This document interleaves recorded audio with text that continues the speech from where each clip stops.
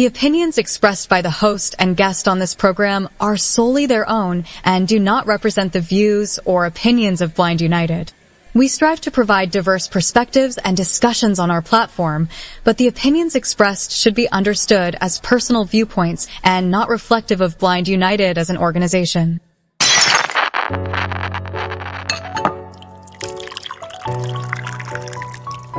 It's time. It's time for coffee time. Coffee time. Coffee time. Coffee time. Coffee time. Coffee time. Coffee time. And here is your coffee time crew.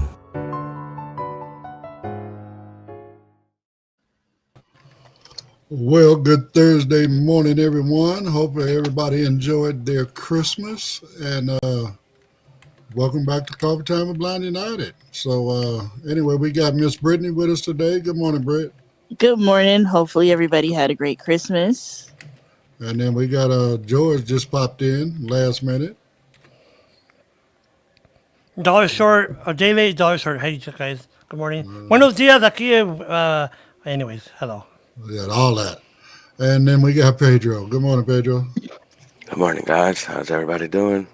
I'm all good. I'm all good. Merry Christmas to those we didn't get to say Merry Christmas to yesterday. I hope y'all spend it well. Well, it was cool. I had my daughter and her partner came out, and we did something different. We had personal pizzas for Christmas, so that was pretty cool. Everybody got to design their own pizza. That sounds good, actually. I I need to say something. I just noticed something. I'm jealous, and I have a complaint. Where can I file a complaint? At info@blindunited.org. Because I feel like the outcast is with Brittany, hello, how you doing? And with Pedro, hey, all the cool guy voice. Man, I feel out of place here. And then with your voice, I feel like a cartoon character over here. Well, do George, you look like one? I'm sorry? You need extra income? Hey, I Right. think you could really do it. I really think you could do it. Huh. You know, you got a unique voice, man, and nothing bad about it. Hey, why you? Okay, I'll go with that. Unique is good, George. Like whenever we hear you, we know it's you. So that's a good thing. Oh, it's like when you meet a girl for the first time. God, you got a unique look. They're like, what does that mean? Well, I know some of these commercials y'all see of these cars, the Optimus Prime voice, all that. Y'all know it's done by a blind man. Is it really? Nuh-uh. Yes, it is. Isn't he on TikTok or Instagram? There's a blind guy who's a voice actor. Yeah. Yeah. He's a voice actor, but Yeah, he's Mhm. actually pretty interesting. Really? yeah, I didn't know he, that. The guy that goes like, this is Optimus Prime. That guy? yes. He actually his channel is the blind surfer. He likes to surf, but his job is a voice actor. Voiceover. He does, What's it he called? does Surf what? blind The surfer. blind surfer. The So blind surfer. most of his stuff is about surfing because that's his passion, but his actual job is like a announcer, narrator type thing, like voice actor, I guess. Oh, that's cool. I didn't know. Hey, guys, see, you learn something new every day. I did not know that. I mean, I'm not saying that's, wow, that's special, but I'm just saying that's cool to know that we're out there, right? Yeah, well, it talks he talks about it a little bit about how it was hard to kind of get into industry, and that they were uh not putting them down, but they didn't have faith that he was able to do it, and he worked his way into it, and he ended up But doing it. So isn't that in general for us, Pedro, in life, people doubt us right away. You're blind. yes, How can you do that, right? So I get it. It's yeah. like Mr. Davis, Eh, it's just awareness.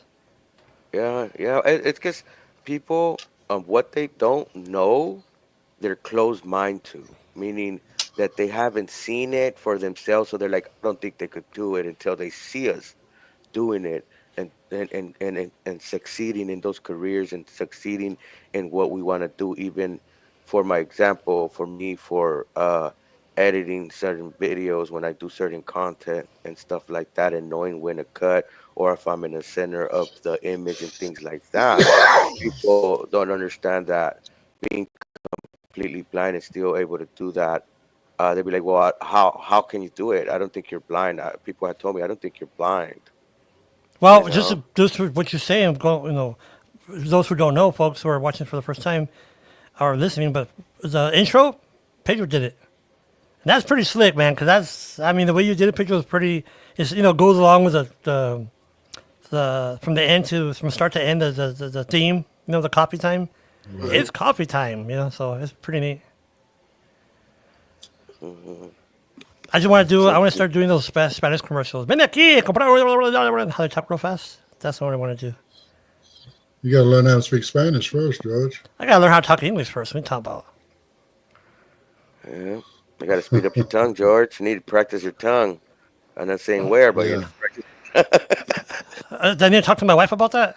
Yeah, it might help. Yeah, but I've heard that there's actually a few different blind actors, if you want to call them voiceover people. You know what I'm saying?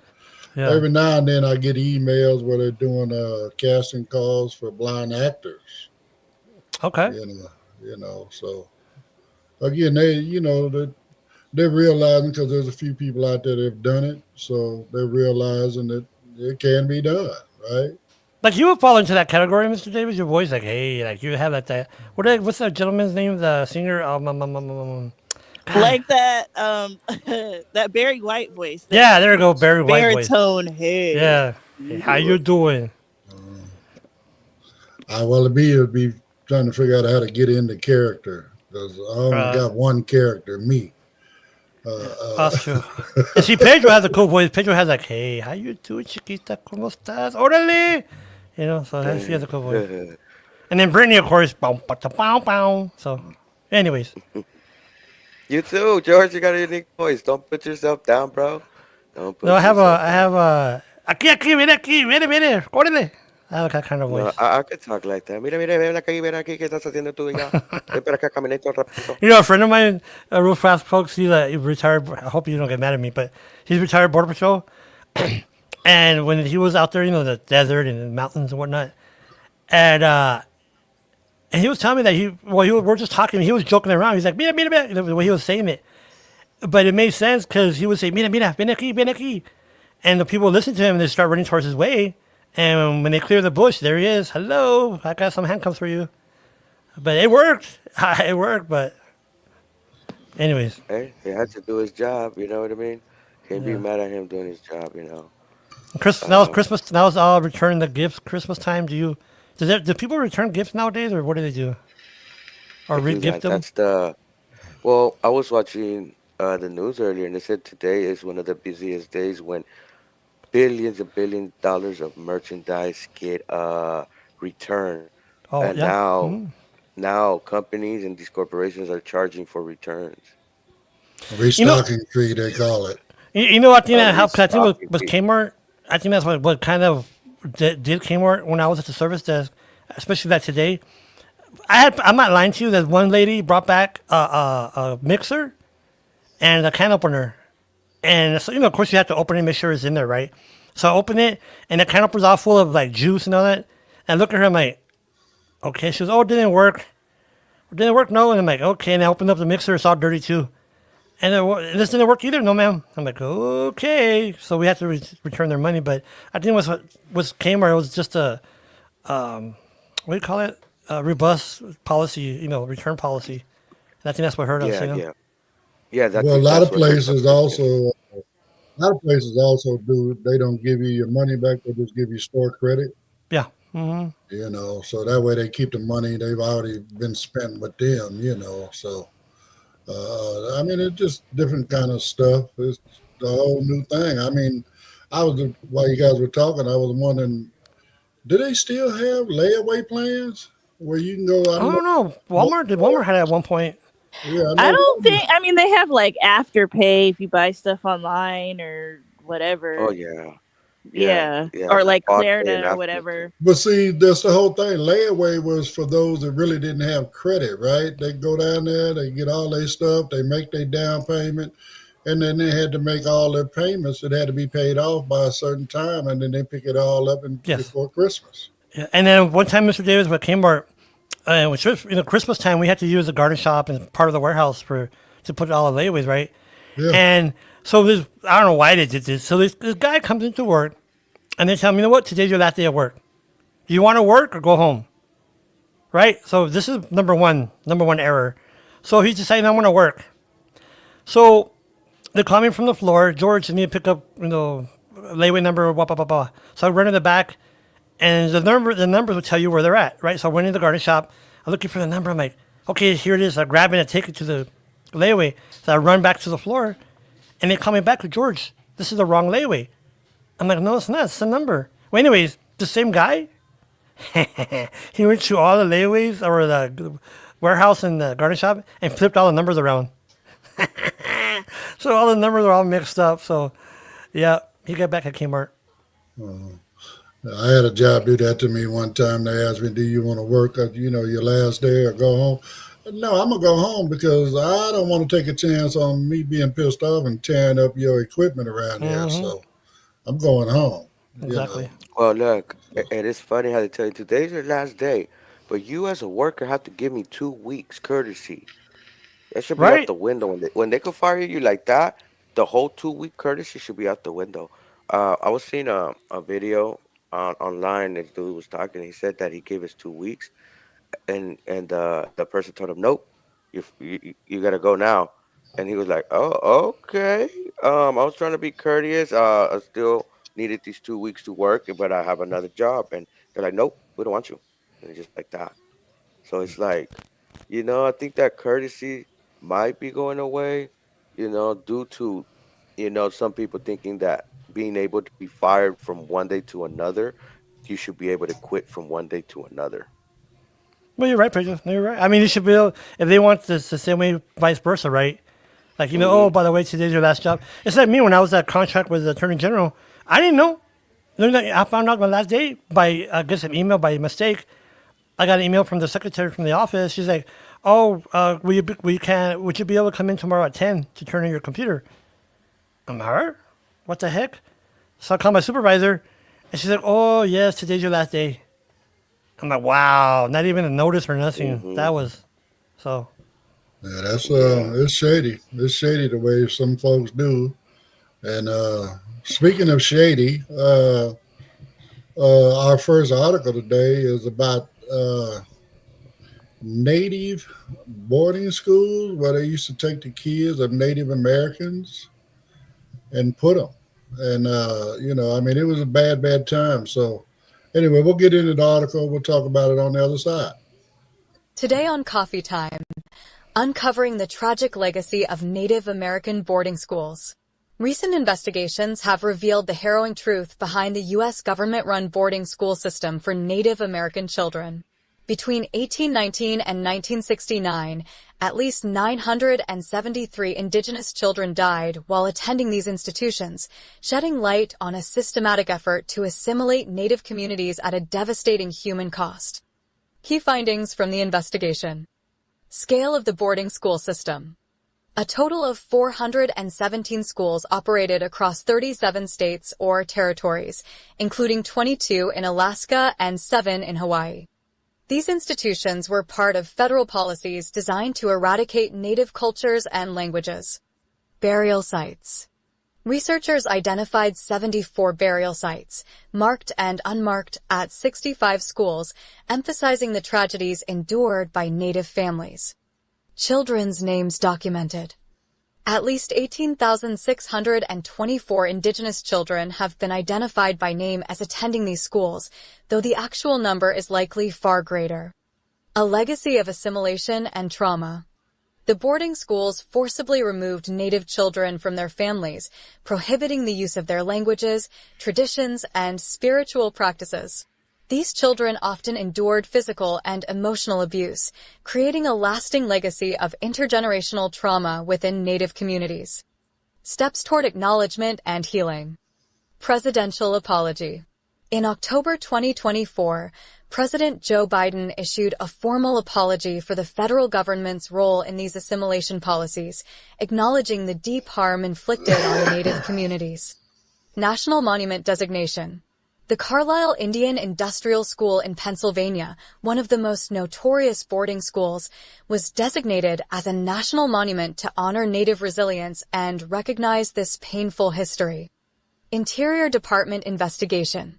Secretary Deb Haaland, the first Native American to lead the Department of the Interior, is spearheading efforts to identify additional burial sites, document survivor accounts, provide resources to address intergenerational trauma caused by these institutions. Ongoing calls for justice.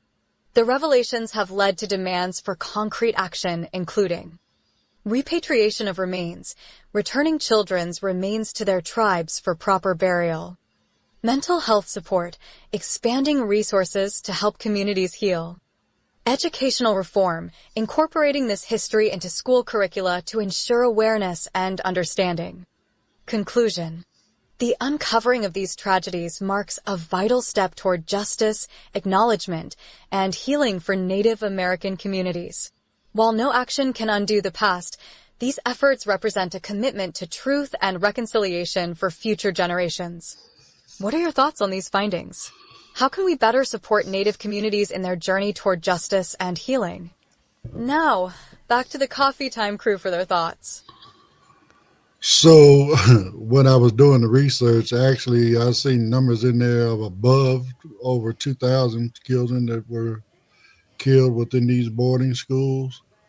I mean, you look at this and that, again, we first think of, the Native Americans, right? Indians, okay, which they was very, very prevalent within, that community, the way the pale faces took kids away from their tribes and whatever and put them in these schools and all this stuff. But as the article shows, man, they did it in Alaska, 44 of these boarding schools in Alaska, right? And then what was it, another 20 something in Hawaii?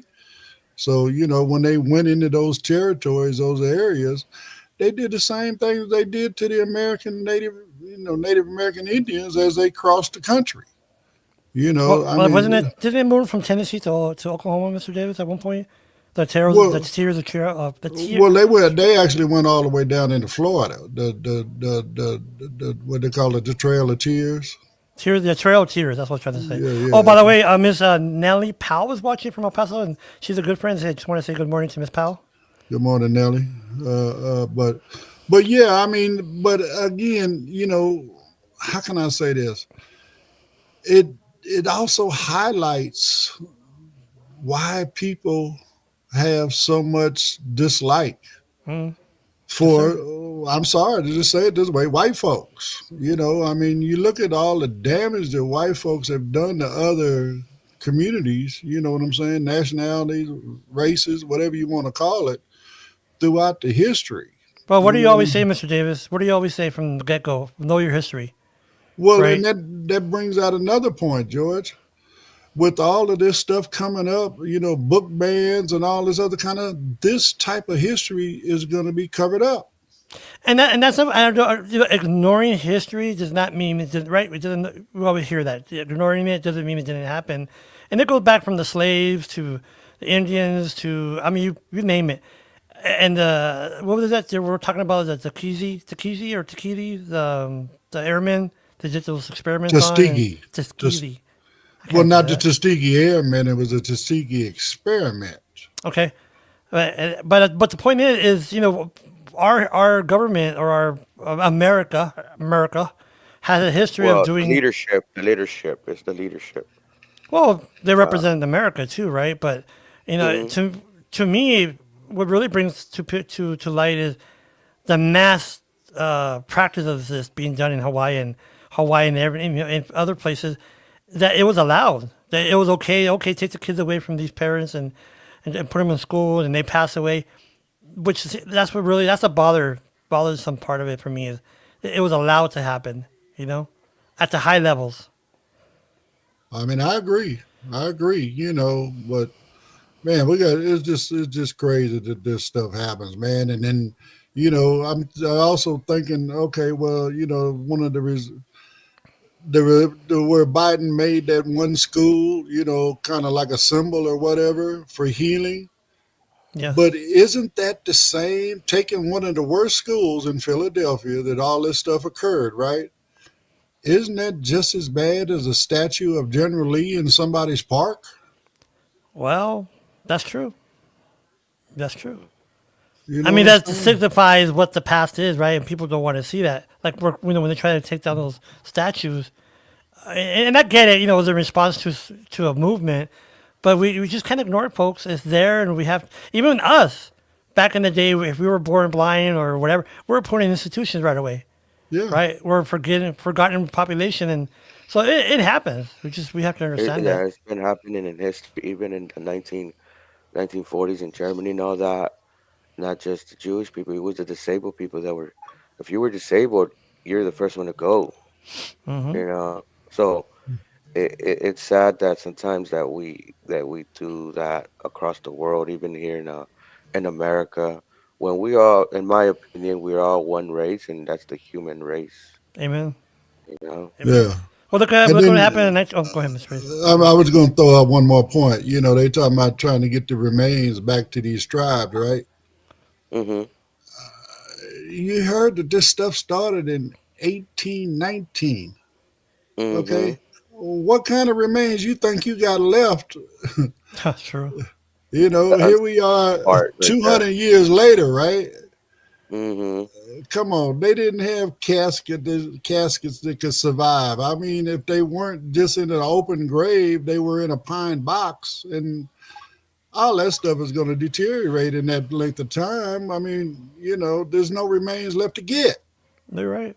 They'll probably all done. And then they didn't also have the embalming procedures that we have now. So No, none you're of right. that. You're right. None of And that. it's the uncensored part right there, and it's still like a disrespect. Like, well, we're gonna give you your remains. Like, come on, it's been over 200 years, and things like that, and things degrade. But you know, it in a way, I don't know how the natives may look at it, but I would look at it as a slap in the face. Well, I mean, in my opinion, the same thing goes for that school. To me, that's a slap in the face. You're gonna turn this school into a historical landmark, right? I mean, I get Mm-hmm. that you call yourself acknowledging, the Mm-hmm. tragedy of what they've done, but at the same time, it's just a symbol of what they've done. Like with the statues of General Lee, it's a symbol of who he was. And he wasn't good to minorities. Black folks, especially back in his day. So Mm-hmm. I don't know. We got a backwards way of thinking about some of this stuff. We really do. No Mm-hmm. comment. Yeah, at the end of the day, we have to understand that, and I respect when you say that, Mr. Davis, because it's true. Know your history, and understand why some people are upset, or like you said, don't trust a certain group, or it's because of history. It's all it is, and until we start seeing that history and reading up on it and understanding, then we could see, like for example, slavery. We see how they treated the slaves like that literally like property, but still like animals, and that's how we're humans. Like you said, Pedro, we're all part of the human race. Right, but they were Yeah. treated like cattle back then. Well, cattle, yeah, there you go. You And know. Literally, extra literally. votes for some slave masters. There were extra votes. The more slaves you Well, I mean, had, that was the part more of that pull you was the had. original that was the original electoral college thing was based on that. Yeah, For you're right. Mm-hmm. every two slaves, you had one. In other words, like slaves were only good for half a vote, right, or half a person. So for every two slaves, you could claim that you had one person in your district, whatever. Was that You the see three what fifth I'm saying? compromise, or what was it? What was that? Wasn't that part of the three fifth compromise, or when they had that back in 1800s? I don't know So, if I'm I saying don't that know. so, correctly. so Ed, you're saying the electrical college was kind of based on that? Yeah, because they wanted the slave masters and the Mm-hmm. people, because let's keep it 100. Back then, a lot of people wasn't into politics. So therefore, the people that were, right, let's just say, they had their area in, let's say Mississippi, just throw it out there, whatever, But bottom line, if they had a bunch of slaves, then just like they jerry rig now, gerrymander, whatever they want to call it. Hmm. It was the same thing. So if this slave owner had, 1,000 slaves, then that was 500 people that he was be able to add to that district for them to have, more power in the electoral. Okay. Yeah, that's something that they failed to mention. They always be like, "Oh, the electrical colleges balanced off all the states," instead of just, you would think that we will try to elect someone in popularity, because that's what the person is more popular, got the most votes and stuff like that. But But wasn't there what a do you theory, guys? Pedro? Mm, Sorry, wasn't there a theory that the electoral college was designed because they didn't trust the mass population to vote, especially because most of them couldn't read, illiteracy, and then, so that's what I heard. Why that Well, was imposed. again, it was basically that was basically kind of it as well. But I mean, I pointed out what they did in the South because they wanted to get their power, and one way for them to get their power in the South, right, was with their slave numbers, right? Oh, you're But right. Yes, sir. but You're right. the average mhm. American back in the day knew nothing about politics, right? I mean, the closest thing to a politician they knew was a mayor, No, you're right. okay? Mhm, mhm. Mayors and And governors, right? and and So that's go ahead. go ahead. No, I was just saying No, that was just the disservice that they do as an education. They're not teaching us these type of things within our educational system. These are important things to know. Our politics, the way it moves, and our governing bodies and the way they work and the inner workings is something that I believe is only covered in the 12th grade when you take government as your last year in high school. This needs to be taught even younger and stuff. Even practical living, meaning like how to balance a check or how to do your taxes. These are necessary things to know. Wait a minute. This You're, should you're be supposed in to do your education. taxes? Well, at least teach the kids on the process on how you're gonna do your taxes when you turn 18 and you get your first job. No, you're right, Pedro. I'm not being sarcastic, but you're right, Pedro. Because even now, 2024, you still have, and I don't know this because I've been involved in politics. Is sometimes people, like you say, do you have a councilman? What is that? Or who's your city council member or a representative? What? What is that? And the thing is, like you said, Pedro, you're right. We have to educate the kids because at the end of the day, the kids really are really going to be a part of our foundation when it comes to Mhm. moving forward, right? We can't have, and Mhm. I'm not trying to be mean, folks. Don't get me wrong, but having an 80, 70-year-old person in politics that's been in there for what 50 years, they kind of have a detachment from us community, from our, from how we talk or think. Sorry, and right. like for example, technology and whatever. So you're right, Pedro. I 100% agree with you with more education. Yeah, yeah, and one thing that I saw in the news, and I know we don't really talk too much about politics, but this is left politics. AOC was running for a leadership role, and you see articles talking about the person. I forgot his name. He's 74 but they were like, he's a young 74-year-old in a No, he's leadership position. 75, but he's a young 75, Pedro, whatever that means. Yeah, with esophagus cancer and all this, but they pushed AOC out from a leadership role. Someone that has media presence, someone that knows how to reach her people. Look, there were people that voted for Trump that voted for her in this block, right? So she's able to get in front and do media just like Jasmine Crockett, but they rather be like, it's my turn. Oh yeah, it's his turn. Let him be the leader. We need to stop thinking that mentality about turns. Oh, he's the next one up. Let him run. That's how we It's supposed to got. be the most qualified person. That's what they did when they eliminated the affirmative Hmm. action, and now with the rollback on the DEI, it's Hmm. always now supposed to be about the most qualified person.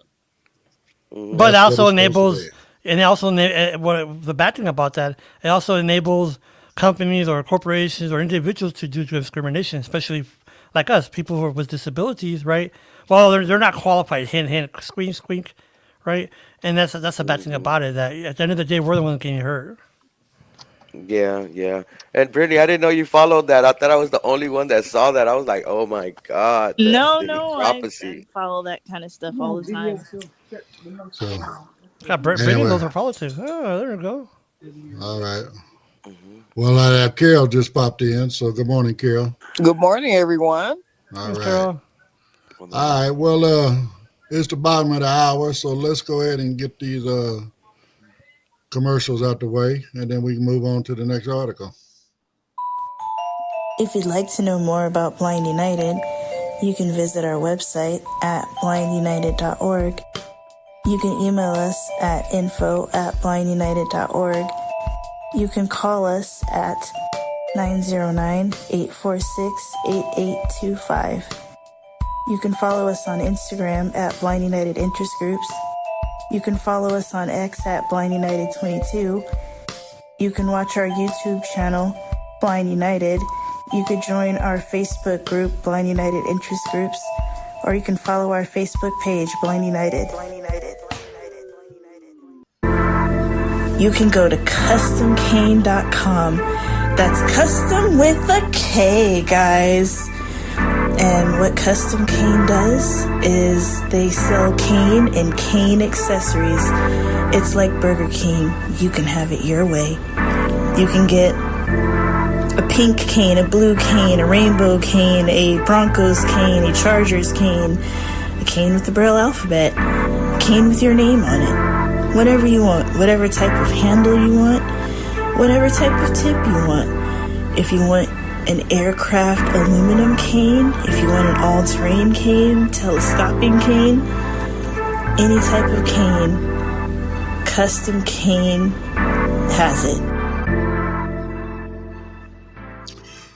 So, right quick, also, we still have room at our Ugly Sweater sneaker event that's jumping off this Saturday. It's going to be held at the VFW in Monrovia, one of our favorite places to go do it at, as well as, so we're going to have a Mexican fiesta kind of food thing. So we got beef, chicken, and pork with beans, rice, tortillas. Well, drinks, soft drinks, water, soda. We're going to have some cheesecake. We're going to have nachos for appetizers, all for just $35. So, the best way to do it is go ahead and Zelle Blind United 2022 at Gmail.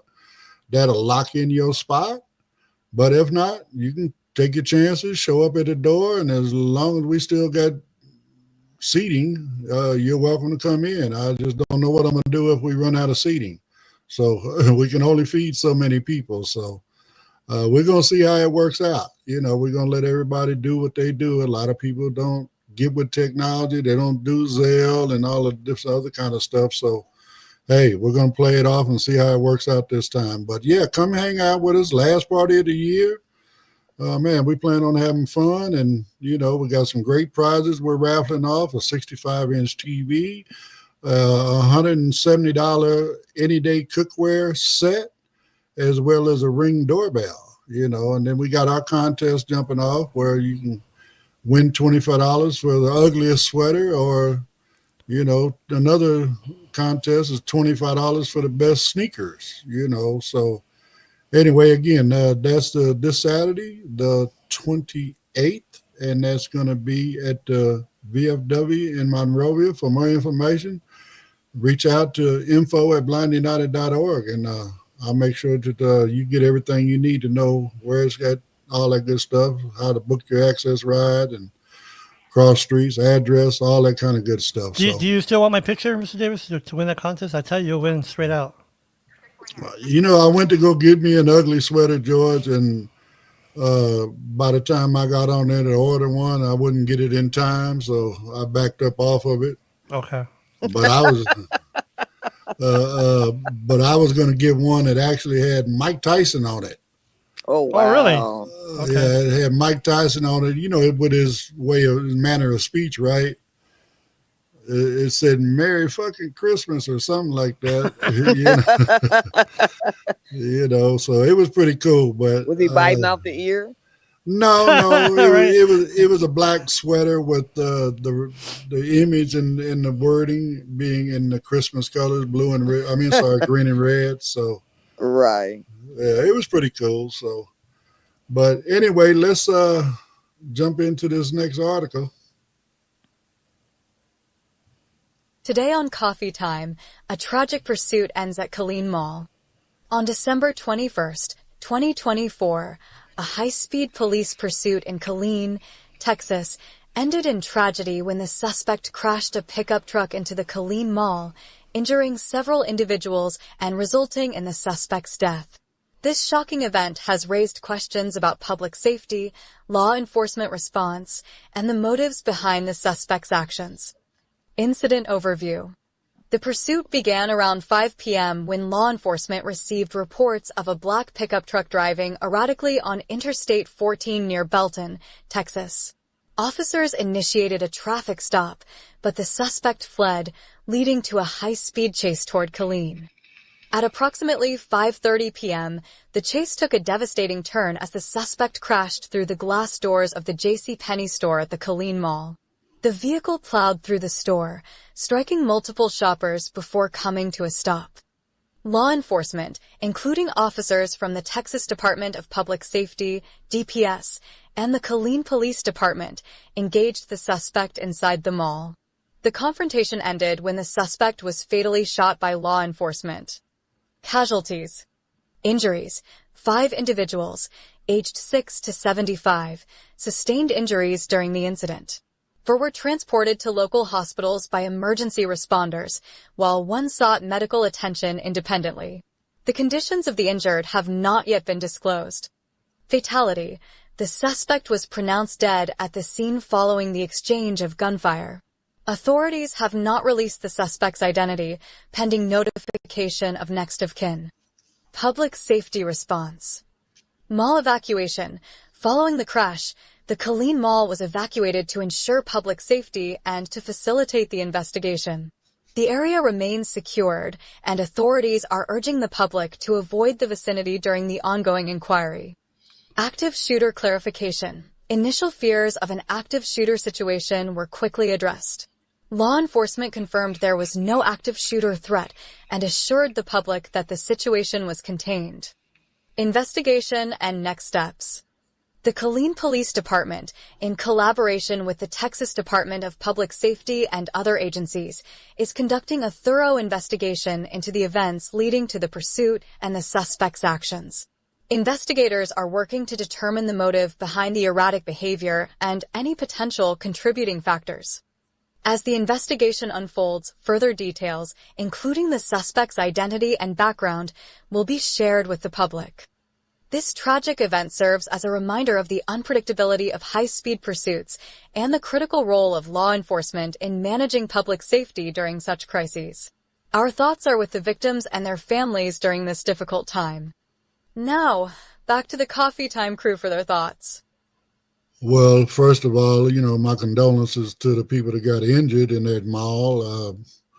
Man, it's crazy. This cat drove right into the JCPenney. I mean, I guess if it wasn't for all the stuff he was running over besides the people, he probably would have tried to drive right through the mall. You know what I'm saying? But, I mean, I can understand why they had the active shooter, because once the gunplay started, then, people could hear gunshots, but maybe didn't know what was going on inside the JCPenney store, right?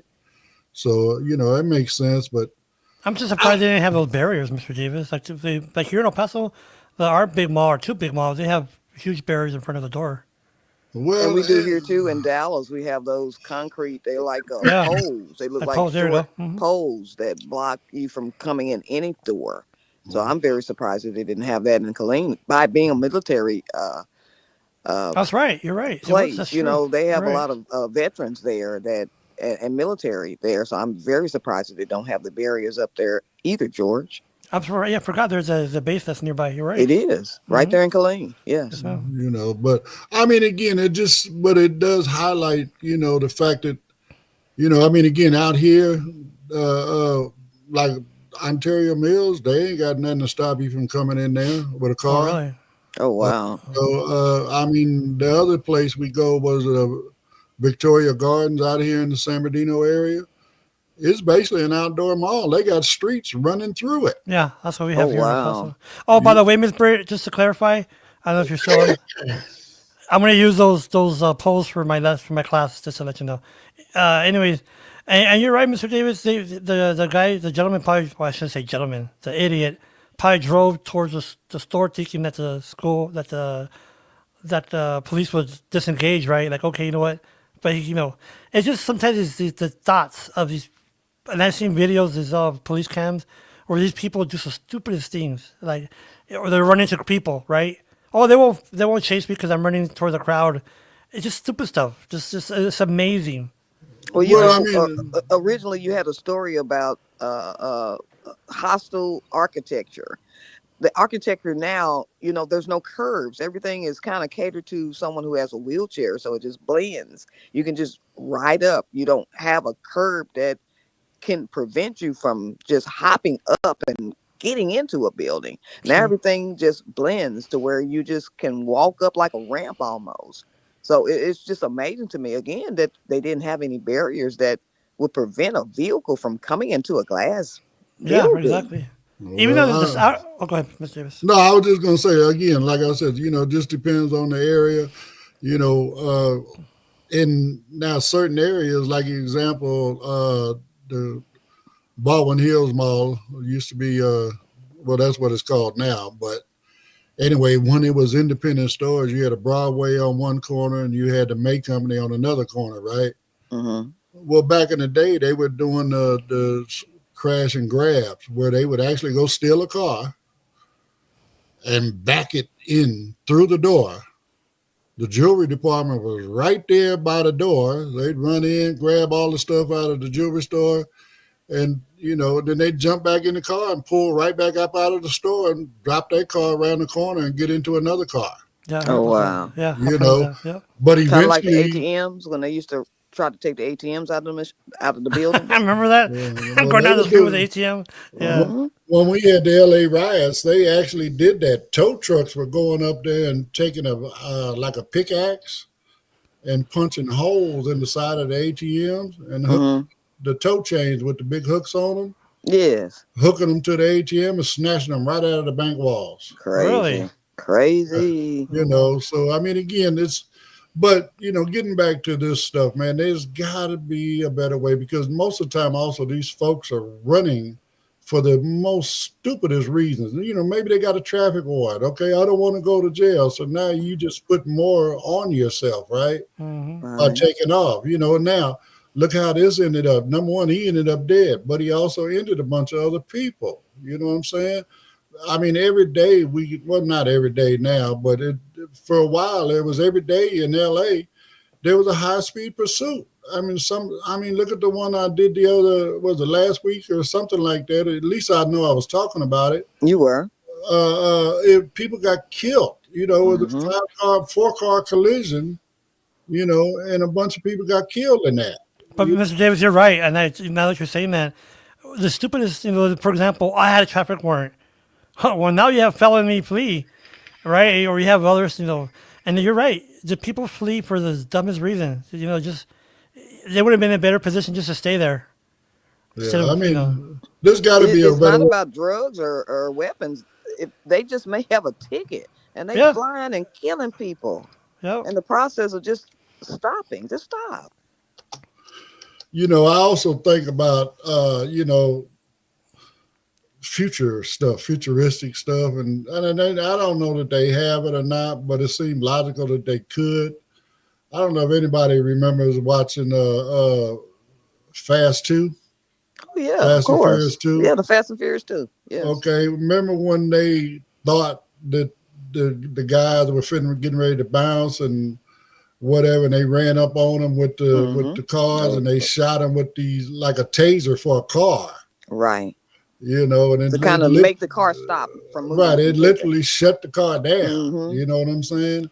There's got to be something, that can happen like that. I mean, the spike strips, okay, they pretty good, but at the same time, depending on how desperate the person is, they'll ride on the wheels, on the rims. They will. You Mr. know, Davis, we just thought of something real good, but you know what? You make a good point. For example, the drones, right?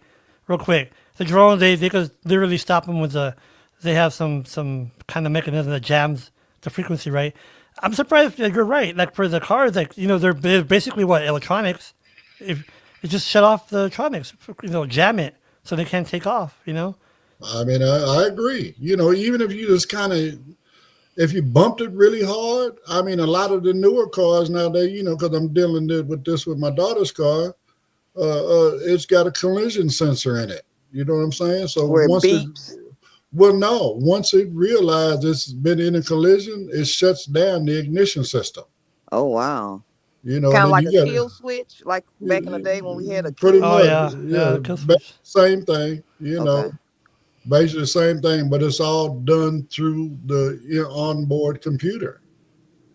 Right. So it's crazy. So, but yeah, we gotta find a better way to do that kind of stuff. So, let me see what we got here. So we got about 14 minutes left. I guess we can go ahead and get this last one out the way. This is about some more crime. So check this one out. Next up on Coffee Time, we're tackling the growing wave of theft crimes in New York City and their wide-ranging impact on businesses and residents. The rise in retail theft. New York City is facing a concerning increase in theft-related crimes, with organized retail crime, shoplifting, and scams affecting the economic and social fabric of the city. Alarming statistics, between 2019 and mid-2023, shoplifting incidents surged by 64%, the largest increase among 24 cities surveyed by the Council on Criminal Justice.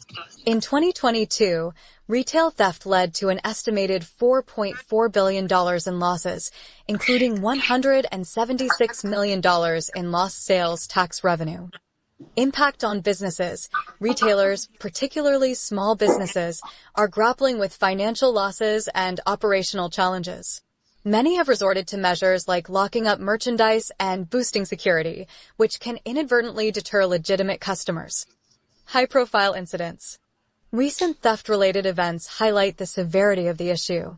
Legitimate customers. Violent shoplifting. A TJ Maxx security guard in Brooklyn was injured while confronting shoplifters stealing merchandise worth $243. The suspects fled and remain unidentified. Organized crime. Authorities dismantled an international theft ring that stole nearly $2 million worth of goods from stores like Ulta Beauty, Sephora, and Macy's. The stolen products were sold locally and abroad in the Dominican Republic. Scams targeting residents. Beyond retail theft, residents are falling prey to sophisticated scams. Phone scams. Impersonators posing as fundraisers for a fictitious basketball team swindled over $76,500 from victims. These scams often involve stealing phones and using apps like Zelle and Venmo for unauthorized money transfers. Victims, primarily in their 20s, have spurred arrests, but the threat persists. Understanding the causes. Several factors contribute to the rise in theft-related crimes. Juvenile involvement. A growing number of juveniles are engaging in theft and other offenses, complicating enforcement efforts. Critics point to lenient laws and insufficient resources in the juvenile justice system as factors enabling repeat offenses. Government interventions. Local and state authorities are implementing measures to curb the rising theft. State response. Governor Kathy Hochul has proposed a $45 million plan to combat retail theft, recognizing a 50% increase in shoplifting from 2017 to 2023. This includes support for police efforts and tax credits to help retailers enhance security measures. City initiatives. Mayor Eric Adams announced a comprehensive plan featuring a streamlined system for shoplifting reports, neighborhood retail watch programs, specialized task forces to combat organized theft and protect small businesses. Conclusion. New York City's surge in theft-related crimes presents challenges to public safety and economic stability. While government efforts to address the issue are underway, continued vigilance and collaboration among stakeholders will be essential to protect businesses and residents alike. Now, back to the Coffee Time crew for their thoughts. So, well, before we get started, Britt, I haven't asked you, anybody comments down there? No, we don't have any comments. Okay, well, everybody's probably still recovering from their Christmas day, I guess. But anyway, one thing that they didn't mention in the article, what started some of this crime wave in New York, and we just passed a law here in California, Prop 36, to try to combat some of that stuff. They actually reduced the penalty on the theft from a felony to a misdemeanor. Okay, shoplifting is a misdemeanor. So bottom line, these people get a ticket, and and with a promise to come back to court, and the majority of them are not even doing that, right? So it just there's no consequences. You know what I'm saying? I mean, don't get me wrong. I'm not trying to say we need to lock everybody up, but bottom line, there has to be consequences to your actions. You know what I'm saying? I mean, the old saying is, if you can't do the crime, if you can't do the time, don't do the crime, right? And, Mr. Davis, you make a good point, because going back to what I said, what I keep saying about watching those police cams, this couple in Florida, they had gone to the Best Buy, and they finally caught them, but they had like 8 or 9 instances where they have shoplifted. And you're right. I think there's a point where, okay, it's a misdemeanor, but it has to level up to a felony at one point, you would think, right? To kind of combat the repeated action of shoplifting, because they know how much to steal. Oh, if I steal this much, because it's a misdemeanor, they'll write me a ticket. And sometimes they'll write you just what do they call it? Not where they'll put you in jail, but a citation. Yeah, a citation. Yeah. That's what I'm saying, a ticket. And so, whereas they don't incarcerate or put that person in jail, and I just think that some of the laws are just too lenient. Be honest. Well, what disappoints me, George, Ed, and Brittany, is that in my community, I'm in an Oak Cliff community in Dallas, Texas. They have things locked up like soap, deodorant. You have to, if you're going to Walmart or Walgreens or, any type of store where you want these products, you have to ask a staff member to get that. Now, I don't steal, but I feel that the self-checking aisles where these individuals can actually check their own things, they're not going to an associate that works at the store. You can self-check your stuff. So a lot of people will steal even with that. Yeah. But what they have now is, if you're trying to get, say, I want some body wash, it's locked up. And they take it to the cash register, to where the cashier, you got to find whatever number the cashier is at for your body wash that you buy, or your deodorant, or things like that are locked up. Lotion, things like that people frequently steal. I'm not a stealer, but it makes me not even want to go in the store. Because you got to find an associate. You don't experience that, George or Ed, where you all are at? Or y'all got to... Well, it's everywhere. It's definitely everywhere. I mean, they do it here. They've been doing it here for quite a while as well. I mean, it's definitely an inconvenience for us trying to find an associate to come and unlock the thing. I mean, I've never had them, say, okay, well, it'll be a check stand 5 or whatever, right? Right. I mean, they'll pull it out and give it to us, but it's almost like they know now that you have it, right? Right. Something like that, especially with Walmart now, their employees are wearing body cams. So really? Body cams? Body cams. Are you Walmart? serious? Yes, Walmart workers are wearing body cams nowadays. Oh, wow. I didn't know that. Oh, wow. I didn't know it either, George. But I also think this is a shift to a thing I seen a little while back, where it's going to be automated stores. So you just come in and you go to the kiosk and you place your order, and it's automatically picked and sent, once you cash out, it's picked and put in the bag and delivered to you at the side door. I think Amazon was trying to do that in Seattle. Walking in the store is what you're saying? Yeah. Well, you walk in the store to do your kiosk. I mean, for those that don't do apps and whatever, but the same thing. But now you're picking it up. You know what I'm saying? You're not walking through the store doing the shopping. Well, how about this? When I go do, like for meat and stuff and vegetables and stuff, right? You Right. want to pick over and pick the ones you want. You want to pick the steak you want. You want to, all the pork chops, whatever, chicken, whatever.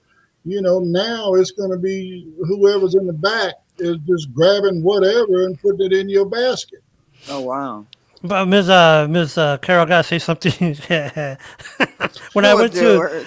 when I got employed by the Department of Labor, we were on Griffin Street, there by Commerce downtown, and they told us during orientation. Okay, they said, I guess the lady must have pointed to a particular part. She's like, "Okay, you guys who are new to Dallas, do not, I repeat, do not go to Oak Cliff."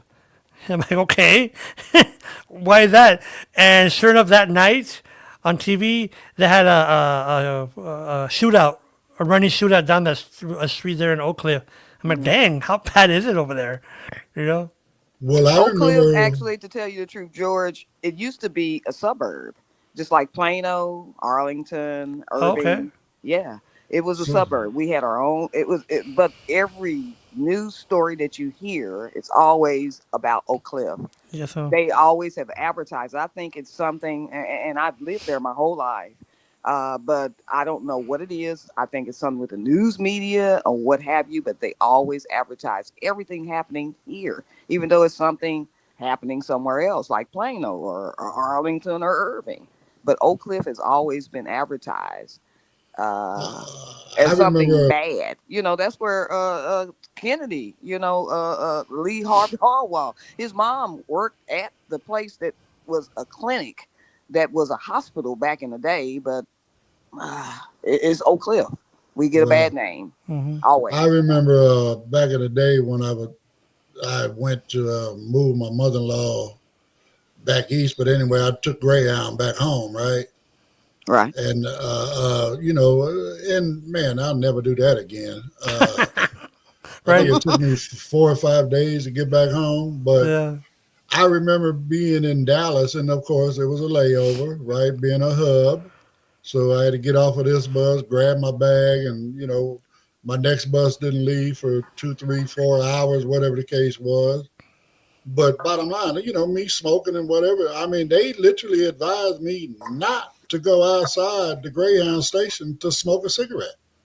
At downtown Dallas? Yes, Yeah, in South Dallas, Yeah, that's there's South a Dallas. That's what Greyhound. considered Hmm. South Dallas. Uh-huh.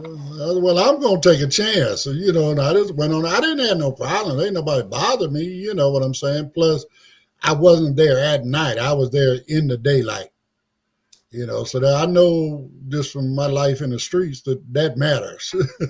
People are more apt to do stuff in the dark that they won't do in the day. So, Amen to that. Yeah, right. Right. but How far is Oak Cliff from the Dallas Convention Center? Probably about 10 minutes. Yeah, because that's where our building's right outside the building, the convention center. And they're trying to what they call it. They don't call it the convention center anymore. They call it a K. Bailey Hutchinson Center now. Okay.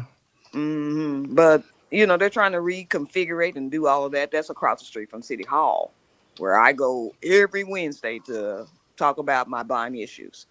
Okay. There's a yeah, little a little grass area in front of the city hall, right, It ma'am? is. Yeah, I remember that. But Yeah. homeless are sleeping right there. That's what they're Yes. trying to prevent. Yeah, homeless are sleeping there right now. Well, probably not now because it's raining like cats and dogs here, but they won't put homeless up. They knocked down the Reunion Arena. That's what they wanted to make a hub for the homeless. But now they're talking about when the Olympics come, housing everyone that participate with that in the K. Bailey Hutchinson Center, which was the formerly Dallas Convention Center, but they don't want to house the homeless. They don't want them around. That's what I think you have the same problem there, don't you, Mr. Davis? well, when is you playing? When is the Olympics coming to Texas? It's supposed to be in 26. The Winter Olympics? Some soccer. I think it's a soccer. Okay, yeah, no, that's not Olympics, but I get what you're saying. There's big sport competition. Oh, FIFA, right? Yeah, because I was gonna say because the Olympics is coming to LA in 28. Yeah, it's coming to LA in 28. You're right. Yeah. So wait a minute. But I think it's Olympics, a soccer convention that they call, It might be the World Cup or something like that. You know. Yes. So but again, they'll clean it up for however long that activity is going to be there, that event, and then they'll keep them out of town or whatever, so they're not caught in the news or whatever, and then. Once the event is over with, they just let them go back to doing what they was doing. What they were doing before, right? And, just in my experience, homeless people are not all bad, okay? I mean, yes, I know, mental health issues. And when I was in Dallas, Miss Carol, I was waiting for the van pool to take me from there back to Mansfield. So I'm standing in front of the building, and a hammock came, and so I hear someone say, "Hey, where's the convention center?" And I don't know, they're talking to me, so I kind of turned my head away, kind of ignoring them, because I don't know. And they said it again. Where's the convention center? And I'm like, okay. So I turned. Now, I have my cane, right, so they could see it. So this person literally walks into my face and says, "Hey, you stupid MFFer, where's the convention center?" I'm like, what the heck? I'm like, ma'am, I can't see. And she started coming towards me. I'm like, oh. So luckily, the Federal Protection Service, they came out running and grabbed me. And to me, it was an okay experience. I mean, it wasn't like, it was scary, yes. But I just don't want to make sure that people don't think that all homeless people are bad. They're not. They're not. I've had a homeless person help me inside of a store when I know that there were visual people that were not homeless, that would not help me at all when I said, "Hey, can someone got in the store?" So there are some wonderful homeless people out there. I just hate that we just don't, contribute to just making sure that they're safe.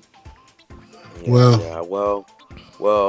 If we want the super richest billionaire right now that is putting his nose in politics, if he wanted to cure homeless, it will be just 5% of his wealth to cure. Well, I just bought 5 avocados, and I'm hoping that they'll last me for the, next year, because I get them from Mexico, and I don't know. The tariff, right? If I can get any more to make my guacamole.